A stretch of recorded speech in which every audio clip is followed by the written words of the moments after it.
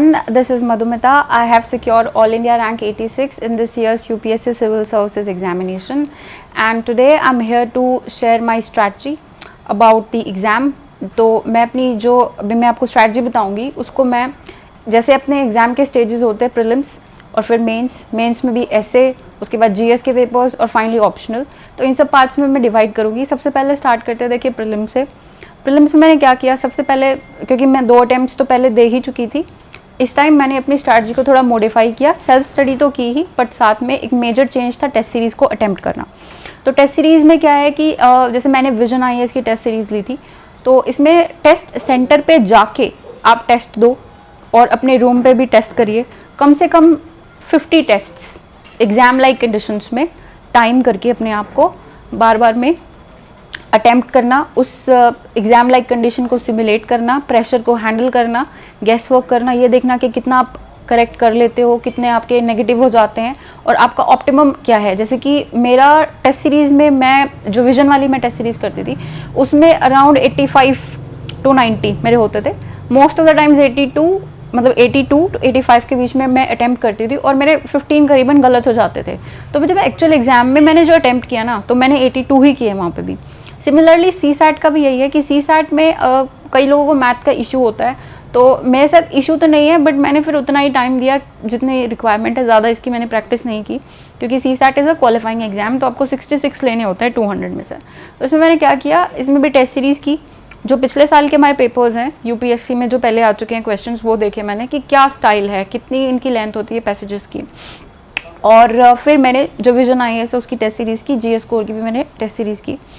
तो इसमें क्या होता है, आपको ये पता चल जाता है कि कितना आप अटैम्प्ट करेंगे, क्वेश्चंस वहाँ पे कितने अटैम्प्ट करेंगे। मैंने जैसे यहाँ पे मैं टेस्ट सीरीज़ में अराउंड 45 क्वेश्चंस करती थी, तो मेरे कई बार 100 भी आ जाते थे, कई बार 90 to 100 के बीच में रहते थे, और वहाँ पे भी मैंने 45 ही अटैम्प्ट किए और स्कोर मेरे हिसाब से अभी मार्क्स नहीं आए हैं, बट इसी के अराउंड स्कोर होगा। तो प्रीलिम्स का for C SAT also and GS paper also क्या करना है कि टेस्ट सीरीज़ को फॉलो करिए। जब मैं कह रही हूँ टेस्ट सीरीज़, तो मैं ये कह रही हूँ कि जो सिलेबस वो आपको देते हैं और जिस टाइम स्पैन में वो आपको कह रहे हैं, उसी डेट पे जाके आपने वो टेस्ट देना है उस पूरे सिलेबस को कंप्लीट करके। और जब ये प्रोसेस आप बार बार फॉलो करेंगे, तो आप बाय द टाइम एग्ज़ाम आपका होगा, आपकी इतनी प्रिपरेशन हो जाएगी, तो प्रीलिम्स को आप ईजिली हैंडल कर पाएंगे। तो ये तो था प्रीलिम्स का। अच्छा, एक और चीज़ प्रीलिम्स में ये है कि पता कैसे चलेगा कि भाई क्लियर होगा या नहीं होगा। तो देखिए 100+ अगर आपका स्कोर आ रहा है ना कंसिस्टेंट बेसिस पे, जैसे मेरा भी ओपन मॉक में भी 100+ रहता था, और जो बाकी के रेगुलर टेस्ट होते हैं फुल लेंथ वाले या फिर जो आपके स्टैटिक वाले होते हैं ना, स्टार्टिंग के जो टेस्ट होते हैं, तो उसमें भी हमेशा मेरा 100+ रहता था। एक आधा कोई आर्ट एंड कल्चर का टेस्ट रहा होगा जिसमें शायद 90 से मेरा 90 to 100 के बीच में स्कोर रहा, बाकी 100+ रहता है। But this was my third attempt, तो मेरा 100+ रहता था। जो पहले अटैम्प्ट में है या सेकंड अटैम्प्ट में, उनको हो सकता है कि 80 to 90 भी रहे, तो प्लीज़ डू नॉट पैनिक। मेरे को भी टेलीग्राम पे बहुत सारे मैसेजेस आते हैं कि 60 to 70 पे स्कोर है, 80 to 90 पे स्कोर है, तो प्लीज़ डू नॉट पैनिक, क्योंकि जो टेस्ट सीरीज़ आप कर रहे हो ना, ये टेस्ट सीरीज़ आपका सिर्फ बेसिस है इन्फॉर्मेशन गैदर करने का। आप जो इन्फॉर्मेशन यहाँ से गैदर करेंगे वो एज अ बेस सर्व करेगा आपके लिए ऑप्शंस को एलिमिनेट करने के लिए फाइनल जो आप एक्चुअल एग्जाम दोगे। तो ये सिर्फ अभी आपकी प्रिपरेशन चल रही है। इससे ये नहीं सोचना कि मेरे 70 मार्क्स आ रहे हैं, मेरे 80 मार्क्स आ रहे हैं, तो मेरा तो गया पानी में अटैम्प्ट, ऐसा नहीं होता है। आप देते रहिए टेस्ट, आपकी प्रैक्टिस अच्छी हो जाएगी, सिलेबस कंप्लीट हो जाएगा, रिविजन हो जाएगी, आप प्रेशर को हैंडल कर पाएंगे और अच्छा परफॉर्म कर पाएंगे एग्जाम में। तो जो टेस्ट सीरीज़ है, just take it as a learning experience and do not think कि अगर इतने कम नंबर आ रहे हैं तो मेरा नहीं होगा वहाँ पे। तो ये था प्रीलिम्स के बारे में। अब चलते मेंस में। देखिए मेंस में हमारे 3 पार्ट्स में मैं डिवाइड करूँगी इसमें, ऐसे, उसके बाद आपके जो जीएस के पेपर्स होते हैं, और फिर आपका फाइनली होता है ऑप्शनल। ऑप्शनल था मेरा हिस्ट्री, उसके बारे में बाद में बात करेंगे। पहले बात करते हैं ऐसे के बारे में। देखिए मैंने पहले जो मेंस का दिया था 2017 में, मेरा क्वालिफाई नहीं हुआ था, तो उसमें क्या, मैंने एक भी ऐसे नहीं लिखा। मेरी स्कूल टाइम से इंग्लिश पे काफ़ी कमांड थी, तो मैं न्यूज़पेपर्स पढ़ती थी, टाइम्स ऑफ इंडिया, उसके बाद द हिंदू पढ़ा, तो लैंग्वेज पे मेरा मतलब है, इतना कमांड है। फिर मुझे इस बात का थोड़ा प्राउड फीलिंग आती है ना कि हाँ मुझे आता है, ऐसा कुछ था, वो बैकफायर किया मेरे लिए। मैंने कोई ऐसे लिखा ही नहीं, पेपर में जाके मैंने ऐसे लिखा। इवन देन आई गॉट 121, जो कि कुछ ज़्यादा अच्छा स्कोर नहीं था, ज़्यादा बुरा भी नहीं था, ठीक ठाक था। और मुझे लगा कि अगर 121 आ सकते हैं विदाउट एनी सीरियस प्रिपरेशन, तो अगर प्रिपरेशन करूँगी मैं इसकी अच्छे से टेस्ट सीरीज़ लगाऊंगी और अच्छे से प्रिपरेशन करूँगी तो मेरा काफ़ी अच्छा स्कोर हो सकता है। तो 2018 में तो खैर प्रीलिम्स सही बार हो गई थी। तो 2019 वाले अटैम्प्ट में एक्चुअली द टाइम केम जब मुझे ऐसे पे फोकस करना था। तो इस साल मैंने क्या किया, जैसे मैंने पहले भी बताया अपने पहले की जो मैंने वीडियोज़ की हैं, कि मैंने पूरे साल की टेस्ट सीरीज़ ली थी जीएस कोड की मेंस के लिए, जीएस पेपर्स के लिए। तो उसमें ऐसे के स्पेसिफिक टेस्ट्स होते थे। अब उनमें मुझे ये पता चल गया कि इशू क्या है मेरे साथ। इशू ये था कि मैं बहुत जो वो टॉपिक्स होते थे उनके बारे में बहुत स्ट्रेट जा रही थी, कोई इंटरेस्टिंग आइडियाज़ नहीं, बिल्कुल स्ट्रेट, जैसे जीएस का डेटा होता है वही उसमें लिख दिया एज इट इज़, ऑप्शनल का डाल दिया ऐसे कि ऐसे, तो वो ऐसा बहुत बुकिश टाइप लगता था, कुछ इंटरेस्टिंग उसमें नहीं होता था। तो मैंने क्या किया, प्रीवियस ईयर्स टॉपर्स जो हैं उनकी ऐसे की जो बुकलेट्स हैं, टॉपर्स बुकलेट्स जो आपको वेबसाइट पे मिलेंगी, मैंने उनको अच्छे से एनालाइज किया कि ये लोग थॉट प्रोसेस क्या है इनका, कैसे सोचते हैं, कैसे एग्जांपल्स डालते हैं, कैसे कोड्स डालते हैं। तो एक चीज़ तो वो, तो मेरा जो टेस्ट सीरीज़ में स्कोर रहता था ऐसे में वो रहता था 116 117 के आसपास, जो कि ठीक ठाक स्कोर है, ज़्यादा अच्छा नहीं है। And I was not satisfied, क्योंकि इतने से तो नहीं होता है। तो जो ये जो मेरा है ये चला, प्रीलिम्स जब मैंने दे दिया तब तक मेरा यही था 116 117। जब प्रीलिम्स के बाद मैंने अटैम्प्ट किया तो वहाँ पे भी स्टेगनेंट स्कोर यहीं पे, मुझे उससे डिससेटिस्फेक्शन काफ़ी हुई। तो मैंने क्या किया, आई थॉट की स्ट्रैटेजी थोड़ी चेंज करने की ज़रूरत है। तो मैंने रैंडमली सर्च किया कि ऐसा कोई टॉपर जिसका हिस्ट्री ऑप्शनल हो, जिसके एस्से में बहुत अच्छे मार्क्स हो। तो Vikram Grewal rank 51 in the year 2018, उनका जो है कि यूट्यूब का वीडियो मेरे को मिला। तो मैंने उस वीडियो को काफ़ी बार देखा रिवाइंड कर करके कि भाई कैसे क्या है इसका पूरा, इनका थॉट प्रोसेस क्या है, क्या इनका स्टाइल है। फिर मैंने विजन आईएएस की उनकी जो बुकलेट्स हैं, टॉपर्स बुकलेट्स वाले सेक्शन में जाके डाउनलोड की, मल्टीपल टाइम्स उनको एनालाइज़ किया, देखा कि कैसे सोचते हैं, क्या थॉट प्रोसेस है, कैसे कैसे इनको निकाला है, कैसे कैसे आइडियाज़ निकालते हैं। और जीएस कोड पे भी फिर वही उनकी बुकलेट्स थी, उन्होंने टेस्ट सीरीज़ ली थी वहाँ से, तो वो भी मैंने एनालाइज़ की, मल्टीपल टाइम्स उनको स्टडी किया। फाइनली देखिए उनका लेवल बहुत हाई है क्योंकि वो नॉवल राइटर भी रह चुके हैं। तो फिर मैंने उनका थोड़ा कोर स्ट्रेटजी जो थी कि मैं कैसे ऐसे कैसे टॉपिक कैसे उठाना है, कि कौन से टॉपिक पे मुझे लिखना है। आप टॉपिक भी ऐसा चूज़ करें जिसमें ज़्यादा नेगेटिव चीज़ें निकल के ना आए, जिसमें आपकी क्रिएटिविटी यूज़ हो पाए। तो मैंने कोई आर्टिफिशियल इंटेलिजेंस वाला इस साल मैंने टॉपिक चूज़ किया था। और एक पहला कुछ ऐसा था कि अगर आप सक्सेस आपको चाहिए तो आप हार्ड वर्क कंसिस्टेंट बेसिस पे करते रहें। तो दोनों ही टॉपिक्स की जो थीम थी वो काफ़ी पॉजिटिव थी। और एक ये चीज़ है। दूसरी चीज़ की आइडियाज़ थोड़े क्रिएटिव, जैसे किसी कोड से स्टार्ट कर सकते हैं। आर्टिफिशियल इंटेलिजेंस में आप किसी मूवी का एग्जांपल दे सकते हैं, जैसे मैंने जो ऐसे लिखा था, मैंने टर्मिनेटर मूवी से स्टार्ट किया था आर्टिफिशियल इंटेलिजेंस वाला अपने ऐसे। तो इस तरह से मतलब थोड़ा देख लेना कि क्या स्टाइल फॉलो करना है। एक टॉपिक लिया, उसमें आपने 10 पॉइंट बताने हैं या फिर 20 पॉइंट्स बताने हैं, जो भी है। पेजेस में कैसे डिवाइड करना है, एक पेज पे 2 ही पैराग्राफ, एक पेज पे 2 पैराग्राफ होंगे, तो हर पैराग्राफ का टॉपिक के साथ लिंकेज, और फिर कैसे वो आइडियाज़ अलग अलग आप उसमें बताएंगे। उसकी एंडिंग कैसे करेंगे, एंडिंग भी कोड से हो सकती है, किसी एग्जाम्पल से हो सकती है, मैंने कोड से ही की थी। तो ये था ऐसे के बारे में। एक तो देख लेना कि कौन सा स्टाइल मुझे फॉलो करना है। जैसे मुझे विक्रम सर का जो स्टाइल है वो बहुत अच्छा लगा, उनका जो स्टाइल था वो मैंने फॉलो किया, कोर स्ट्रैटेजी प्रिजर्व की, और उसमें जो मेरे अपने मॉडिफिकेशंस थे वो मैंने उसमें किए। तो ये था ऐसे के बारे में। उसके बाद आते हैं जीएस पेपर्स।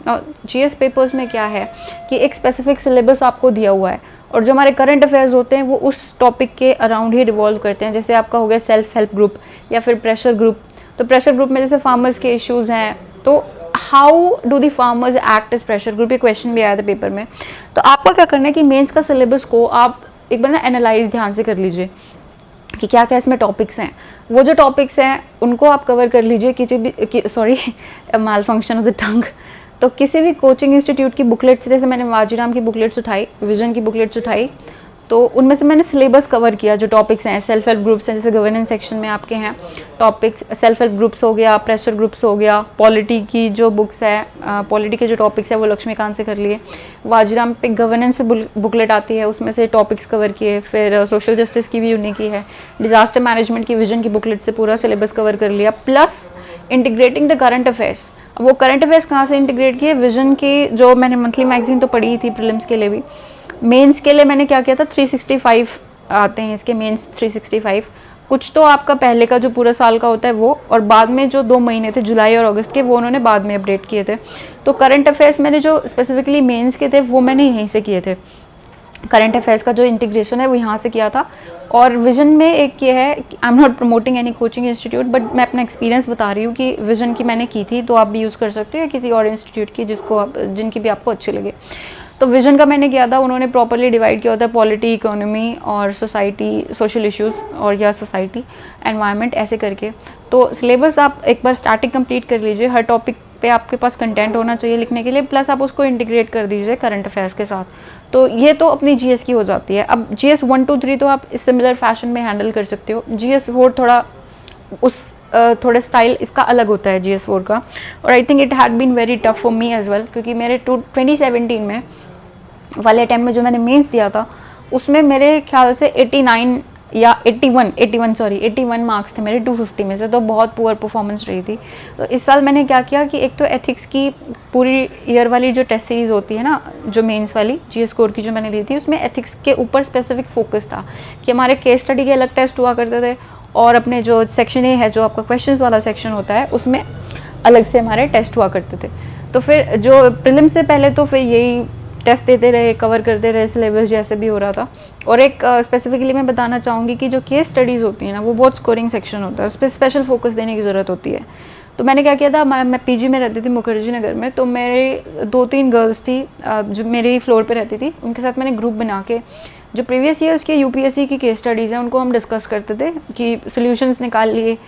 थोड़ा डाइवर्स ओपिनियन जब हो जाता है कि एक बंदा कुछ बता रहा है, दूसरा कुछ बता रहा है, तो आपके पास काफ़ी व्यू पॉइंट्स हो जाते हैं। और मुझे लगा कि इससे मेरा जो एक होराइजन है वो ब्रॉडन हो जाएगा, डाइवर्सिफाइड आइडियाज़ मेरे पास आ जाएंगे। एक चीज़ केस स्टडीज़ के लिए की थी। दूसरी मैंने ली थी जीएस स्कोर की बुकलेट और विजन की बुकलेट, केस स्टडीज़ की स्पेसिफिकली, और उनका मैंने स्टाइल एनालाइज किया था कि वे कैसे केस स्टडी को अप्रोच करते हैं, कैसे वो उनको सॉल्व करते हैं, क्या उसका प्रोसेस रहता है। तो प्रीलिम्स तक तो मेरा यही चला था। फिर प्रीलिम्स के बाद मैंने क्या किया, जब प्रीलिम्स दे लिया उसके बाद क्या किया, केस स्टडी अलग टेस्ट सीरीज़ एथिक्स की स्पेसिफिकली ज्वाइन की थी, जिसमें 6 टेस्ट थे। तो वो मैं टेस्ट देती रही, और टेस्ट के साथ साथ अपना सिलेबस, जैसे हर एक टेस्ट का स्पेसिफिक सिलेबस होता है, तो वो मैं सिलेबस वहाँ से कवर करती थी, टेस्ट अटैम्प्ट करती थी। And I would like to mention कि जो मैं टेस्ट देती थी उनमें मेरा स्कोर बहुत अच्छा नहीं था, और ये काफ़ी डिमोटिवेटिंग भी था। बट मैं एक तरह से ये भी होगा कि there is a lot more to do and there is a long way to go, बहुत कुछ इंप्रूव करने के लिए है। तो फिर मैं वो करती रही। फर्स्ट टेस्ट जो मैंने दिया था उसमें तो मेरे 61 मार्क्स थे 250 में से, और छूट भी बहुत सारा गया था। मतलब ये लगा लीजिए आप 50 नंबर का तो छूटता ही छूटता था हर पेपर में। और टेस्ट सीरीज़ का सबसे जो इम्पोर्टेंट लेसन जो होता है ना, वो आपको ये पता चल जाता है कि आपकी लैगिंग कहाँ है, लैग बिहाइंड कहाँ कर रहे हो, स्पीड अच्छी नहीं है, कंटेंट अच्छा नहीं है, और टाइम पे आप मतलब प्रेशर को हैंडल नहीं कर पाते हो, आइडियाज़ आपको नहीं आते, आपको ये पता चल जाता है। जब मैंने ये सारी टेस्ट दिए, मुझे ये चीज़ पता चल गई कि मेरे साथ जो इशू है ना, वो कंटेंट का इशू है, स्पीड का इशू नहीं है और प्रेशर का इशू नहीं है, आइडियाज़ मुझे आ जाते हैं। तो अगर मेरा कंटेंट प्रिपेयर है ना, तो मेरा पेपर नहीं छूटेगा। और दूसरी बात, क्योंकि मेरा एस्से का भी टाइम से ज़्यादा 3 घंटे का टाइम होता है आपके पास एस्से का, मेरा कभी 3 घंटे में पेपर पूरा होता ही नहीं था। यहाँ पे हमेशा 3.5 घंटे 4 घंटे ऐसे लगते थे। तो मुझे पता चल गया था कि टाइम ज़्यादा ले रही हूँ, क्योंकि कंटेंट को सोचने में मुझे टाइम लग रहा है।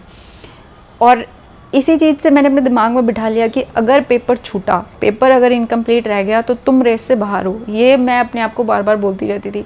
तो इससे करके क्या हुआ कि जब मैंने एक्चुअल एग्ज़ाम देना, मैंने कोई क्वेश्चन नहीं छोड़ा, एक भी क्वेश्चन नहीं छोड़ा, क्योंकि ये दिमाग में बैठा हुआ था कि अगर क्वेश्चन छूटा तो you are out of the race. तो टेस्ट सीरीज़ का एक तो ये बेनिफिट होता है। और थोड़ा मैं डाइवर्ट करके टेस्ट सीरीज़ के बारे में बताने लगी आपको। हम बात कर रहे थे GS 4 के बारे में। तो केस स्टडीज़ के बारे में मैंने बता दिया कैसे हैंडल करना है, टेस्ट सीरीज़ का क्या है। अब आती सिलेबस की, GS 4 का सिलेबस कैसे कवर किया जाए। देखिए, एक स्पेसिफिक सिलेबस तो आपको दिया ही हुआ है, उसको आप कैसे करेंगे, लेक्सिकन से कर लीजिए। और वाजीराम की बुकलेट भी मैंने की थी, क्योंकि इसमें कुछ स्पेसिफिक टॉपिक्स होते हैं, उसमें प्रॉपर बुलेट फॉर्मेट में आपको दिया हुआ है, बहुत स्पेसिफाइड इन्फॉर्मेशन होती है जो एज इट इज़ आप एग्जाम में यूज़ कर सकते हो। अपार्ट फ्रॉम दैट आपकी सेकेंड ARC है। इस साल हमारे क्वेश्चन भी आता है डायरेक्टली जो ARC से पिकअप किया हुआ था कि सिविल सर्वेंट्स जो ऑनेस्ट मिस्टेक कमिट करते हैं उनको कैसे सेव किया जाए। तो ये इनकी ARC में ना रिकमेंडेशंस एक पेज पे दी हुई हैं, 8-9 करके दी हुई हैं। अगर उनमें से आप 5-6 भी आप याद कर पाओ ना, तो आप लिख दो पेपर में, तो बहुत अच्छे मार्क्स आपके आ सकते हैं। तो ARC में से डायरेक्टली क्वेश्चंस पिकअप होते हैं। आप ARC के पढ़ सारा लीजिए, ARC को काफ़ी मतलब ज़्यादा बल्कि नहीं है, बट काफ़ी डिटेल्ड है। एक बार आप उसकी रीडिंग लगा लीजिए 1-2 बार जैसे भी है, एंड में आपको क्या करना है, बॉक्सेस बनाए हुए हैं रिकमेंडेशंस के खाली, और एंड में भी दी हुई हैं रिकमेंडेशंस, आप उनको लर्न कर लीजिए। एग्जाम में आपको रिकमेंडेशंस ही याद करके जानी है और वही लिखनी है, उससे ज़्यादा ARC में आपको कुछ नहीं करना है। फिर एक चीज़ और थी कि जो सेक्शन A होता है क्वेश्चंस वाला, अब इसमें क्या है कि लेक्सिकन में आपका कंटेंट तो बहुत है, बट वो ऐसा नहीं है कि आप उसको पेपर में लिख दो, वो आंसर के फॉर्मेट में नहीं है, बट अंडरस्टैंडिंग पर्पज़ के लिए अच्छा है। तो इसके लिए मैंने क्या किया था कि इनसाइट्स की कंपाइलेशन आती हैं, इनसाइट सिक्योर की कंपाइलेशन आती है मंथली, तो उन मंथली कंपाइलेशंस को मैंने अपना डाउनलोड किया लैपटॉप पे, PDF फॉर्मेट में वो होती है। मैंने उनको मल्टीपल टाइम्स क्वेश्चन देखा, आंसर उनका पढ़ा, उनमें प्रॉपर डेफिनेशन होती है। जैसे इमोशनल इंटेलिजेंस है, बुक में शायद आपको 70 डेफिनेशन मिलेंगी बट प्रॉपर ना हो, उस कंपाइलेशन में प्रॉपर थी इमोशनल इंटेलिजेंस की डेफिनेशन, और कैसे सिविल सर्वेंट उसको यूज़ कर सकता है। लेक्सिकन में आपके पास बहुत सारी चीज़ें होंगी, बट वो नहीं है कि उसी फॉर्मेट में आप एग्ज़ाम में लिख पाओ, बट जो ये कंपाइलेशन थी इसमें एग्जैक्टली उसी फॉर्मेट में लिखा हुआ था, तो काफ़ी उससे हेल्प हुई थी। ये GS4 की स्ट्रैटेजी। अब बात करते ऑप्शनल के बारे में। तो ऑप्शनल के बारे में क्या है, सबसे पहला कि ऑप्शनल हिस्ट्री, मेरा हिस्ट्री था तो मैंने हिस्ट्री क्यों चूज़ किया। देखिए, when I was in Delhi 2015 में, जब मैं प्रिपेयर कर रही थी और तो इस इंस्टीट्यूट में मैं जाती थी, वहाँ पे मेरी एक क्लासमेट थी नेहा, और उनका ऑप्शनल था हिस्ट्री। तो we used to sit together and she would often discuss कि हिस्ट्री इतनी इंटरेस्टिंग, ऐसे ऐसे करके, मतलब काफ़ी interesting, she made history look like very interesting for me. तो मैंने क्या किया कि खुद से मैंने पढ़ना स्टार्ट कर दिया एंशिएंट हिस्ट्री की, ओल्ड NCERT, मेडिवल की सतीश चंद्रा, और जो भी बुक्स हैं बेसिक GS लेवल की जो बुक्स होती है, ऑप्शनल की नहीं, GS लेवल की, तो वो मैंने जब पढ़ी ना, मुझे भी इंटरेस्टिंग लगी वो।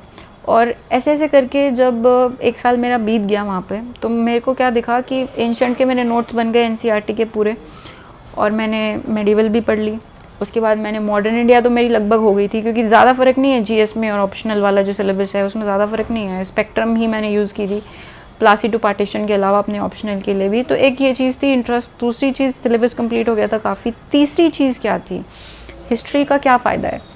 देखिए, एस्से में नंबर 1, एस्से में आपके पास बहुत सारे एग्जाम्पल होते हैं। दूसरी चीज़ ये होती है कि जो GS के पेपर्स हैं, like this year we had a question GS3 में और GS2 में सॉरी क्वेश्चन था डेवलपमेंटल इंडस्ट्री के बारे में, कुछ डेवलपमेंटल सेक्टर के बारे में कुछ था।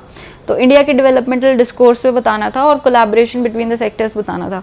तो मैंने वहाँ पे, क्योंकि इसकी क्वेश्चन की ना कई सारी इंटरप्रिटेशन होती है, ये क्वेश्चन था GS2 में जिसमें सोशल जस्टिस, पॉलिटी, गवर्नेंस, ये सब होता है। तो वहाँ पे जब मैंने डेवलपमेंटल डिस्कोर्स की बात आई ना, मैंने बॉम्बे प्लान को कोट कर दिया कि प्राइवेट सेक्टर का मिनिमम रोल और गवर्नमेंट सेक्टर का ज़्यादा रोल, और अब कैसे चेंज हो रहा है वो। अभी कॉर्पोरेट सेक्टर में जैसे कॉर्पोरेट सोशल रिस्पॉन्सिबिलिटी है, पब्लिक प्राइवेट पार्टिसिपेशन है, अपने सेल्फ हेल्प ग्रुप्स हैं और NGOs हैं, ये सब है, तो वो कैसे आ रहे हैं। तो एक हिस्टोरिकल जो उसका बैकग्राउंड है वो दे देना। नंबर 1 कि GS में भी आपको ये हेल्प कर देता है। नंबर 1 चीज़ मैं बताऊँ कि GS में कैसे हेल्प करता है, तो मैंने क्वेश्चन का एक आपको एग्जाम्पल दे दिया। दूसरी चीज़, GS1 की जो सिलेबस है उसमें 85% सिलेबस जो आता है, 85% क्वेश्चन जो आते हैं वो हिस्ट्री की तो आते हैं। वर्ल्ड हिस्ट्री उसमें है, मॉडर्न इंडिया है, आर्ट एंड कल्चर है, मेडिवल भी है, तो ये सब आपको कंपल्सरीली कवर करना होता है। तो मैं अपना सिर्फ एफर्ट सेव कर रही थी कि अगर मैं GS1 के लिए तो हिस्ट्री पढ़ी रही हूँ, क्यों ना ऑप्शनल में इतना कवर कर लिया जाए। और मैं आपको ये भी बताना चाहूँगी कि जो मैंने प्रिपरेशन करी अब की बार GS1 में, हिस्ट्री के लिए कोई स्पेसिफिक नहीं की, ऑप्शनल का ही जो मैंने प्रिपेयर किया था वही मैंने फिर हिस्ट्री के लिए भी यूज़ कर लिया। उसके बाद let us talk about the books कि अब हिस्ट्री ऑप्शनल है, बुक्स कौन कौन सी हैं। देखिए, पेपर वाइज डिवाइड करेंगे, पेपर 1 में और पेपर 2 में। अब पेपर 1 में आपके होते हैं एंशिएंट और मिडिवल, ठीक है। अब एंशिएंट में क्या है, एंशिएंट मुझे काफ़ी टफ लगती थी पर्सनली, तो मैंने डिसाइड किया कि आई विल अटेम्प्ट 2 क्वेश्चंस।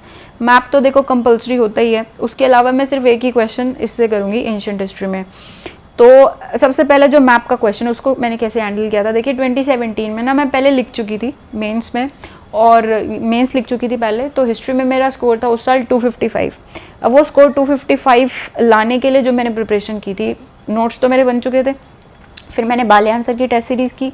जब मैंने बालियान सर की टेस्ट सीरीज़ की तो मैंने साथ साथ में अपने जो मेरा रहता था ना, जो सिलेबस रहता था उसके भी मैंने नोट्स बना लिए।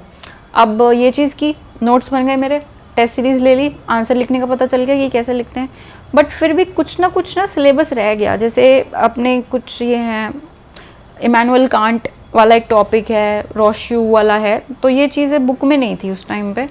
बुक में थी भी इतनी मतलब एग्ज़ाम लाइक जैसे एग्ज़ाम में चाहिए ना कंटेंट वैसे नहीं थी, तो मैंने वो छोड़ दिया। पेपर में क्वेश्चन आ गया तो वो मेरा छूट गया, काफ़ी पेपर छूटा इस तरह से। यही रीज़न था कि काफ़ी जो पोर्शन था सिलेबस का वो अनकवर्ड था। और तो फिर ऐसा हुआ कि पेपर छूटा, even then I could score 255। लेकिन वो अटेम्प्ट मेरे को ऐसे हेल्प किया कि मेरे नोट्स सारे बन गए थे, टेस्ट सीरीज़ मैंने ले ली थी। तो जो वो मटेरियल मेरा तैयार था 2017 से, वो मैंने अब की बारी यूज़ किया। उसमें मैप सेक्शन पे खासा एम्फेसिस करना चाहती हूँ। selfstudyhistory.com करके एक है वेबसाइट, उसमें से मैंने मैप की पूरा प्रिंट निकाल लिया था, उनको सॉर्ट आउट करके सारी साइट्स का। वो तो मेरा पहले से था। एक मैंने अब क्या किया, बुक लगा ली जीकेपी पब्लिकेशन की, जिसमें आप देख सकते हो अमेज़ोन से मैंने मंगाई थी। उसमें सारी साइट्स हैं, थोड़ा लोकेशन का इशू है, वो आप गूगल से चेक कर लीजिए, काउंटर मतलब वेरीफाई कर लीजिए कि लोकेशन सही है या नहीं। साइट्स उसमें सारी हैं। तीसरी ओल्ड एनसीईआरटी, जो मैंने 2017 में जब प्रिपरेशन करी थी तभी मैंने ओल्ड एनसीईआरटी से भी जो एंशिएंट किया है वहाँ से साइट्स निकाली थी। और एक जीएस स्कोर की, क्योंकि मैंने इस साल टेस्ट सीरीज़ की थी तो उन्होंने भी अपने मैप का मटेरियल दिया हुआ था, वो सारा कंसोलिडेट करके मेरा मटेरियल मैंने बनाया था। और प्रीलिम्स हमारा जो जून में था, 2019 की बात कर रही हूँ मैंने फैब तक भी मैप सेक्शन की प्रैक्टिस की है और प्रीलिम्स के बाद तो की ही थी। तो ये तो आपका मैप सेक्शन हो गया। उसके बाद के जो टॉपिक्स हैं, सिलेक्टेड टॉपिक्स मैंने किए थे, जैसे इंडो रोमन ट्रेड, फ्यूडलिज्म कर लिया, ब्रह्मदेय सिस्टम और अशोका वाला कर लिया, बुद्धिज़्म वाला कर लिया, लोकल सेल्फ गवर्नमेंट। मतलब जो टॉपिक्स पे कंटेंट भी था और जो मुझे ठीक ठाक लग रहे थे कि आ सकते हैं एग्जाम में, मैंने एंशिएंट के लिए वही प्रिपेयर किए। बुक्स इसमें मैंने कौन सी की थी, एक तो देखिए पहले तो उपिंदर सिंह आपकी है, एक वो एंशिएंट ओल्ड एनसीईआरटी से मेरे नोट्स पहले बन चुके थे 2015 में वो। और इसके अलावा थोड़ा बहुत रेफरेंस मैंने लिया था बाल्यान सर के नोट्स में से, हैंड रिटन नोट्स मैंने जो उनके मार्केट में से लिए थे, लेकिन बहुत लिमिटेड किया था क्योंकि मैं पहले ही बता चुकी हूँ, I find ancient history very difficult. और इसमें जैसे सोर्सेज याद करने होते हैं, बहुत आपको डिटेल्ड स्पेसिफिक टर्मिनोलॉजी जो होती है, तो मैंने इन टॉपिक्स के लिए वो सब किया था, बाकी मैंने ज़्यादा नहीं किया। एंड आई गॉट लकी कि क्वेश्चन भी फ्यूडलिज्म, इंडो रोमन ट्रेड और बुद्धिज़्म इन्हीं पे आया था पेपर में। तो ये अपना एंशिएंट का सेक्शन हो गया। उसके बाद आपका जो सेकंड है दैट इज़ मेडिवल। मेडिवल में I followed 2 sources, one is Satish Chandra जिसके मेरे पास नोट्स थे, और जो दूसरा था वो बाल्यान सर की मैंने रेफरेंसिंग की थी। टेस्ट सीरीज़ तो थी ही साथ में। उसके बाद बात करते पेपर 2। पेपर 2 में आपके 3 होते हैं, एक है मॉडर्न इंडिया, उसके बाद है world history, and after that you have the post independence. तो पोस्ट इंडिपेंडेंस वाला जो है उसमें मैंने बाल्यान सर के नोट से ही पूरा कवर किया था, ज़्यादा मैंने उस पर फोकस किया नहीं, और पेपर में मैंने कोई पोस्ट इंडिपेंडेंस का अटेम्प्ट भी नहीं किया क्वेश्चन। फिर आपकी आती है modern history and world history. ना मॉडर्न हिस्ट्री में बाल्यान सर के नोट्स तो मैंने रेफ़र किए ही थे, पिछले मेरे जो नोट्स थे। एक स्पेसिफिक बुक वो है प्लासी टू पार्टीशन। पहले स्पेक्ट्रम में भी हैं कुछ टॉपिक्स जो प्लासी टू पार्टीशन में नहीं है या फिर बाल्यान सर के नोट्स में नहीं है, जैसे कि आपकी जो ट्राइबल कुछ अपराइजिंग्स हैं, पीजेंट अपराइजिंग्स है, ये सब ठीक है। ये स्पेक्ट्रम में से मैंने कवर किए थे, प्लासी टू पार्टीशन हो गया। उसके बाद एक बुक आती है बिपिन चंद्रा, जो कि पहले मतलब इतनी इंपॉर्टेंट थी, पहले पढ़ते थे लोग, मैंने भी ली थी, बट मैंने वो काफ़ी मतलब मैंने इतनी फॉलो नहीं की, क्योंकि जो बिपिन चंद्रा वाली बुक है ना वो आपकी स्पेक्ट्रम में उसकी शॉर्ट फॉर्म करके दी हुई है, तो आप स्पेक्ट्रम पढ़ते हो तो आपकी बिपिन चंद्रा ऑटोमेटिकली कवर्ड हो जाती है। और Plassey to partition is a very good book, उसके मैंने नोट्स भी बनाए थे। ये अपना मॉडर्न इंडिया के लिए था। एनालिसिस पार्ट जो है वो मैंने किया था बाल्यान सर के नोट्स में से, प्लस टेस्ट सीरीज तो की ही थी। उसके बाद आती है वर्ल्ड हिस्ट्री। देखिए वर्ल्ड हिस्ट्री को मैंने 2 पार्ट्स में डिवाइड किया था। एक का जो वर्ल्ड वॉर के पहले का जो पोर्शन है वो जैन एंड माथुर में है, और उसके बाद का जो है वो है नॉर्मन ग्लोव में। तो मैंने ऐसे ही इन दोनों में से किया था, जो मैंने बताया कि 2 डिविजन्स की थी। और कुछ एक जैसे इमैनुअल कांट और रोशू, इन सब के जो टॉपिक्स थे वो मैंने बाल्यान सर के नोट्स में से किए थे, और एनालिसिस के लिए भी उसको यूज़ किया था, प्लस टेस्ट सीरीज़ तो मैंने ली ही थी। तो ये ब्रॉडली मेरी ऑप्शनल की स्ट्रैटी है। टेस्ट सीरीज़ पे फिर से एम्फेसिस करना चाहूँगी, और दोबारा एक बार और मैं कहूँगी कि आप प्रीवियस ईयर्स टॉपर की बुकलेट्स को अच्छे से एनालाइज करिए, क्योंकि उसमें आपको पता चलता है कि वो क्या उनका थॉट प्रोसेस है, क्या अप्रोच है, और क्या स्टाइल फॉलो करना चाहिए पॉइंट फॉर्मेट में, बुलेट फॉर्मेट में। मैंने थ्रू आउट जीएस एंड जो अपना ये ऑप्शनल पेपर है उसमें मैंने सब जो लिखा कंटेंट वो मेरा पॉइंट फॉर्मेट में था। मेरे को फीडबैक मिला था अपने टेस्ट सीरीज़ के पेपर्स में मैं जो देती कि आप पॉइंट फॉर्मेट में करिए। दूसरी चीज़ पेपर कंप्लीशन, क्योंकि पॉइंट फॉर्मेट में जब आप करते हो तो आपको सेंटेंस फॉर्मेशन में टाइम नहीं लगता, जल्दी जल्दी आप लिख देते हो, टाइम पे पेपर आपका कंप्लीट हो जाता है, और काफ़ी क्लैरिटी ऑफ थॉट रहती है। तो ये था ऑप्शनल का, और मेरे ख्याल से प्री का मैंने बता दिया, ऐसे का बता दिया, जीएस के पेपर्स का बता दिया सारा एंड ऑप्शनल का भी। क्रक्स ये है कि सिलेबस को आप कंप्लीट करिए, उसको रिवाइज करिए, एग्ज़ाम लाइक कंडीशंस में खुद को टेस्ट कीजिए, मल्टीपल रिविजन्स कीजिए। एंड रिजल्ट ये रहेगा कि आप एग्ज़ाम में बहुत अच्छा करेंगे और सक्सेस आपको मिलेगी। Thank you very much. This was all from my side. Thank you once again.